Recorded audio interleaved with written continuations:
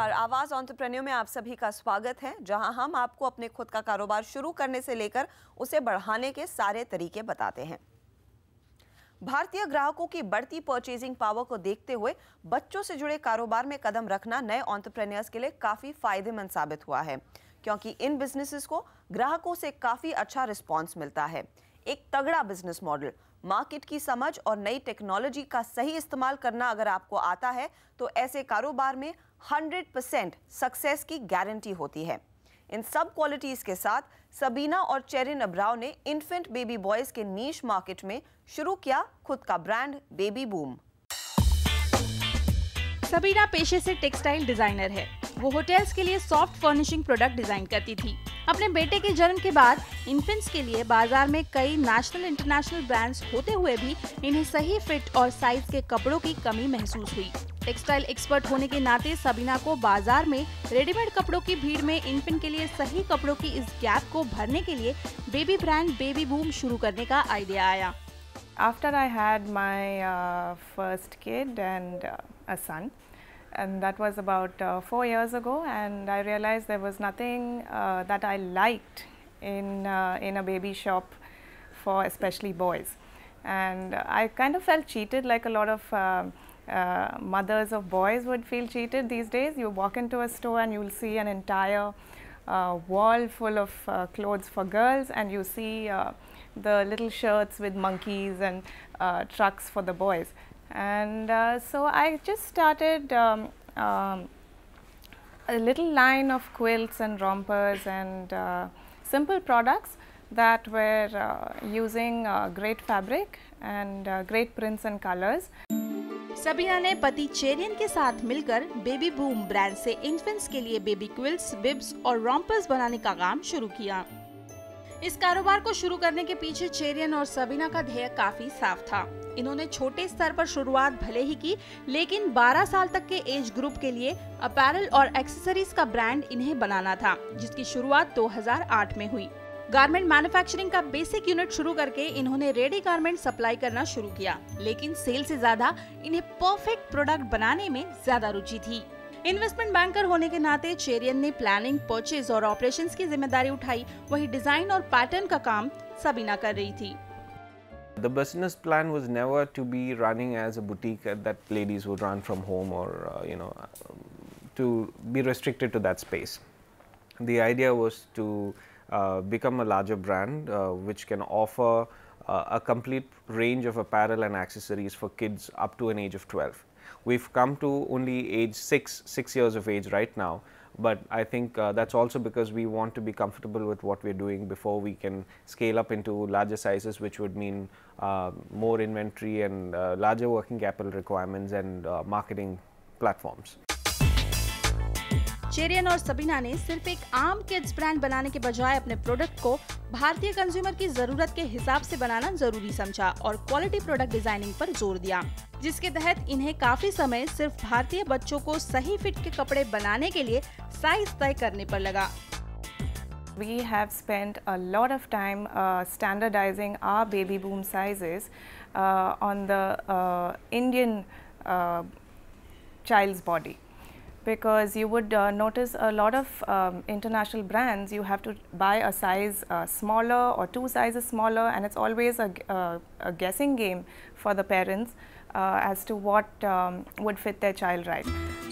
Baby boom में खासकर baby boys के लिए अपैरल्स और एक्सेसरीज बनाई जाती है। यहाँ इन्फेंट्स के लिए sheets, quilts, wrap dresses, bibs, shirts, pant, shorts, साथ ही suspenders, hat, hair bands, clips जैसी एक्सेसरीज भी मिलती है। ट्रेंड्स प्रेडिक्शन के बजाय हर हफ्ते नए पैटर्न और डिजाइन्स बनाने में ये जोर देते हैं। हर पैटर्न का लिमिटेड प्रोडक्शन ही किया जाता है, इसीलिए बेबी बूम में कपड़ों की वाइड रेंज है। गिने चुने ट्रेडर्स को सप्लाई करने के साथ साथ चेरियन और सबीना ने बेबी बूम की रिटेलिंग फेसबुक के जरिए करना शुरू किया है। I think Facebook has helped us a lot because it helps us to get a good review on our products. It helps us to kind of streamline our product line, and something as a designer I might think that something is very practical, but it need not appeal that way to a customer. and it's also a good interaction with the customers, and it's a great method of getting feedback as well. Facebook पर consumer का बढ़िया response देखते हुए चेरियन और सबीना ने online store के जरिए brand की पहुंच बढ़ाने की तैयारी की है। लेकिन 6 साल के बड़े बच्चों के लिए बेबी बूम ब्रांड के जरिए कपड़े बेचना मुश्किल होगा, इसलिए कुछ ही दिनों में ये डुओ अपने ऑनलाइन स्टोर के लॉन्च के साथ साथ रीब्रांडिंग पर भी जोर दे रहा है। जल्द ही केजो इस नए नाम के जरिए इनकी वेबसाइट का लॉन्च होगा।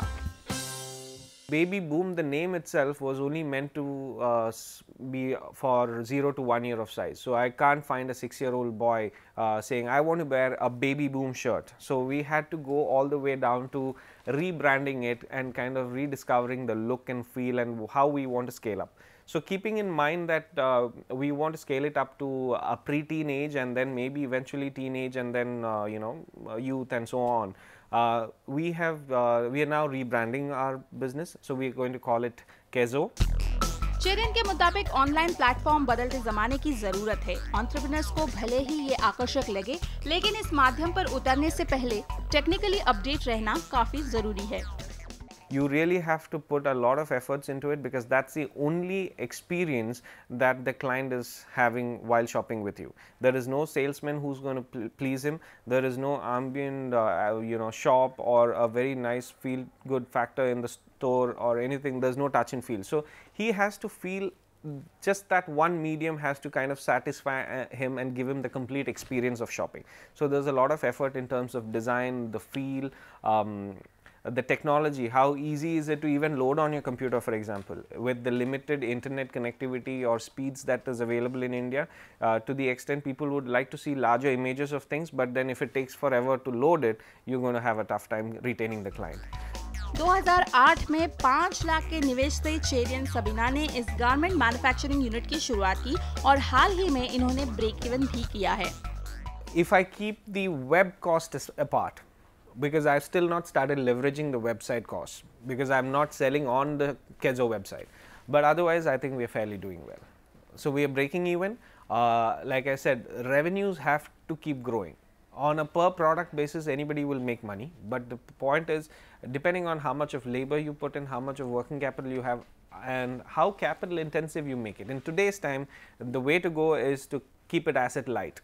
So don't buy machines if you don't have to. You can always rent it out or get somebody else to make it for you. इस मार्केट का तगड़ा रिसर्च और 4 साल के अनुभव से चेरियन को काफी कुछ सीखने को मिला है। कभी सैम्पलिंग में वेस्ट होता पैसा, कभी आउटसोर्सिंग की दिक्कतें, तो कभी सेल्स और मार्केटिंग के चैलेंजेस। लेकिन सभी प्रॉब्लम से कुछ न कुछ नया सीखने को मिला, जो इन्हें अपने बिजनेस जर्नी में काफी काम आया है। इसीलिए जाते जाते सुनते हैं इस क्षेत्र में पहला कदम रखने वाले नए एंटरप्रेन्योर्स के लिए चेरियन की खास सलाह। If you really want to do it, fix a capital. Set aside how much you want to spend on trying this out. Get a great designer on your side. Your products have to look nice. While you have beauty being addressed, address the technical side of it. How good is the finish? How well do you do the seams? How, technically I could say that you use, even minute things like a stitch length. So, 1, understand the market. 2, know what you want to really sell. Unless you know what you want to sell and to what customer you want to sell, you're not going to succeed. यहाँ लेंगे एक छोटा break, आगे मिलेंगे एक और entrepreneur से जो पर्सनलाइज्ड प्रोडक्ट के जरिए बच्चों के दिल जीत रहा है।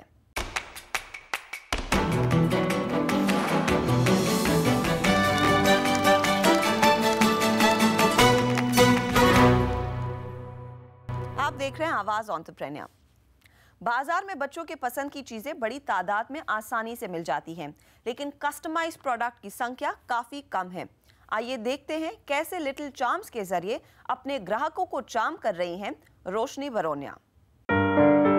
निफ्ट में डिजाइन का कोर्स करने के बाद एक्सपोर्ट हाउस में काम कर चुकी रोशनी ने अपने परिवार के साथ ज्यादा समय बिताने के लिए करियर से 8 साल का ब्रेक लिया और इसी ब्रेक के दौरान अपने बेटे के रूम के लिए खास सजावट पर काम करते वक्त रोशनी को अपना खुद का कारोबार शुरू करने का आइडिया आया। मेरे पास एक बेटा था जिसका रूम डेकोर करना मुझे बहुत पसंद था। So when I started my venture I thought कि क्यों नहीं इसी चीज़ को मैं अपने बिजनेस प्लान में कन्वर्ट करूं।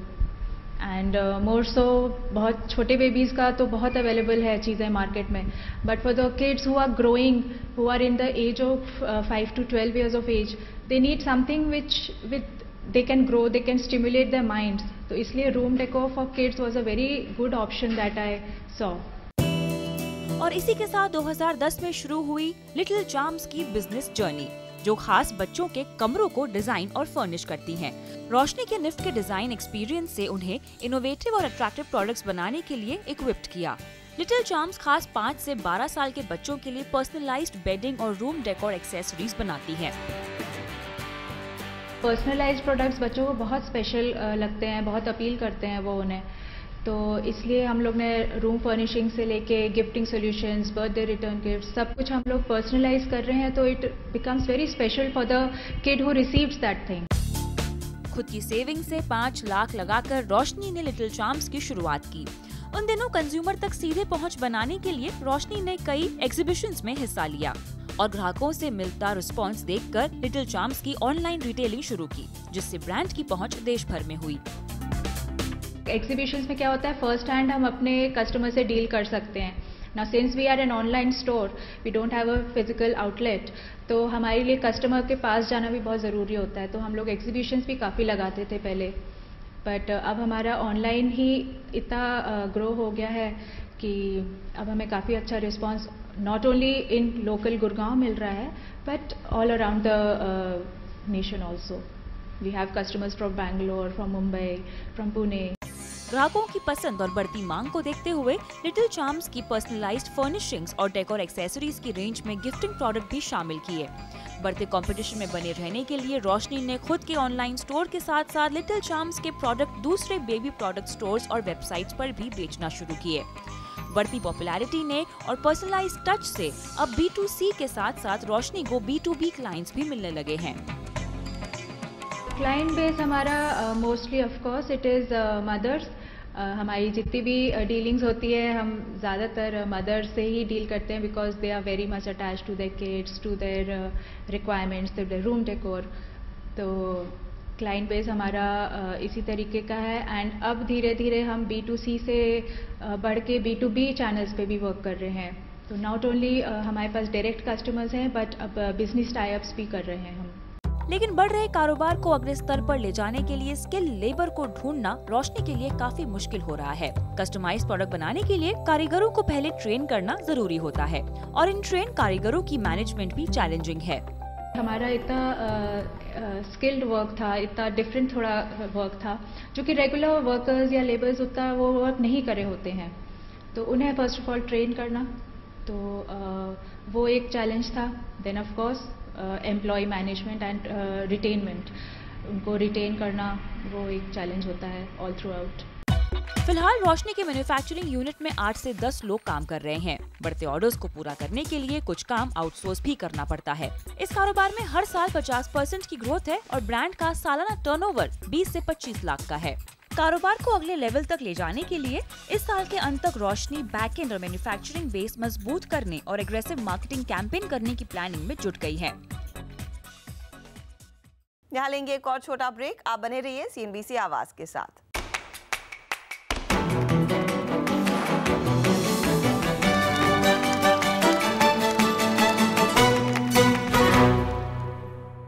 आप देख रहे हैं अपना पसंदीदा कार्यक्रम आवाज एंटरप्रेन्योर। हमने देखा ब्रेक से पहले कैसे रोशनी और सबीना जैसे एंटरप्रेन्योर्स अपनी खुद की जरूरतों को पूरा करते करते एक कामयाब बिजनेस खड़ा कर पाई हैं। इन दोनों ही एंटरप्रेन्योर्स ने मैन्युफैक्चरिंग सेटअप में ज्यादा निवेश किया है और अपने प्रोडक्ट्स को ऑनलाइन बेच रही हैं। वैसे किसी भी स्टार्टअप के लिए अपने ब्रांड को सही जगह प्लेस करना, ऐसी जगह बेचना काफी जरूरी होता है जहां ज्यादा से ज्यादा लोग उस तक पहुंच पाएं। शायद यही वजह है कि ज्यादातर ब्रांड अपनी दुकानें सबसे बड़े मार्केट या फिर मॉल में खोलना पसंद करते हैं, लेकिन इन बड़े मार्केट्स और मॉल्स में रेंटल्स भी उतने ही बड़े होते हैं। तो कैसे एक छोटा स्टार्टअप अपने प्रोडक्ट को अपने ग्राहकों तक ले जाए और उस पर ज्यादा पैसे भी ना खर्च करे? इस सवाल का जवाब है कियोस्क्स। क्या होते हैं कियोस्क्स और आप इनके जरिए कितना कॉस्ट कम कर पाते हैं? आइए देखते हैं। देश में बदलते लाइफस्टाइल और कंज्यूमर बिहेवियर ने रिटेल इंडस्ट्री को काफी ऑर्गेनाइज किया है, लेकिन अब भी एक स्टार्टअप या छोटे ब्रांड के लिए अपनी प्रेजेंस को बनाने में सबसे ज्यादा मेहनत करनी पड़ती है। प्रॉपर्टी के बढ़ते दाम और ऊंचे रेंटल के बीच एक अच्छी रिटेल स्पेस का इनिशियल कॉस्ट काफी भारी पड़ता है और इसी कॉस्ट से बचने के लिए एंटरप्रेन्योर्स कियोस्क्स का सहारा ले रहे हैं। कियोस्क दरअसल एक छोटा रिटेल फॉर्मेट है जहां एंटरप्रेन्योर 25 से 40 स्क्वायर फीट की जगह में अपनी दुकान खोल सकते हैं और इन्हें अपनी पसंद की जगह पर इंस्टॉल भी कर सकते हैं। इन कियोस्क को चलाने के लिए कम से कम लोगों की जरूरत पड़ती है और एक बड़े मॉल या मार्केट में दुकान खोलने के सामने ये ज्यादा इकोनॉमिकल है। कम जगह होने के कारण रेंटल पर खर्च के अलावा कियोस्क के जरिए आप दुकान के मेंटेनेंस और बिजली के खर्चे को भी आसानी से कम कर सकते हैं। आमतौर पर एक कियोस्क को लगाने का खर्च 5 से 30 लाख के बीच होता है और साथ ही एंटरप्रेन्योर्स को इसे कस्टमाइज करने की पूरी छूट भी मिलती है। कियोस्क की सबसे खास बात यह है कि हर तरह के बिजनेस मॉडल में काम आ सकते हैं। आजकल इनका इस्तेमाल खाना बेचने से लेकर फूल, किताबें और छोटे निक-नैक्स बेचने में किया जाता है और गोगोला, कारीगर, चुंबक जैसे ब्रांड्स अपने प्रोडक्ट को कियोस्क के जरिए बेचना ही पसंद करते हैं। ये फॉर्मेट आपके ब्रांड को विजिबिलिटी तो देता ही है, साथ ही आपके शुरुआती निवेश को बजट में भी रखता है। जाते जाते आपको ये भी बता दें कि एंटरप्रेन्योर मैगजीन का फरवरी इशू अब स्टैंड्स पर है। कवर स्टोरी है मल्टीप्लेक्स कारोबार के बादशाह अजय बिजली की।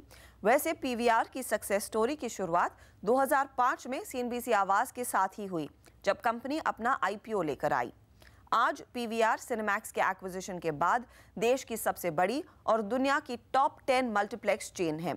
बिजली भाइयों के बारे में अगर आपको और जानना है तो ये इशू जरूर पढ़ें।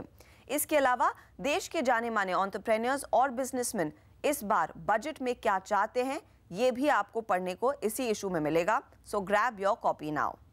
इसी के साथ इस शो में आज इतना ही। आपको हमारा कार्यक्रम उम्मीद है पसंद आया होगा। जो भी फीडबैक है आप हमारे फेसबुक पेज पर जरूर डालें।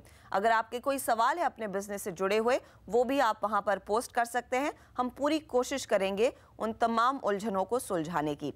अगले हफ्ते आपसे फिर मुलाकात होगी। नमस्कार।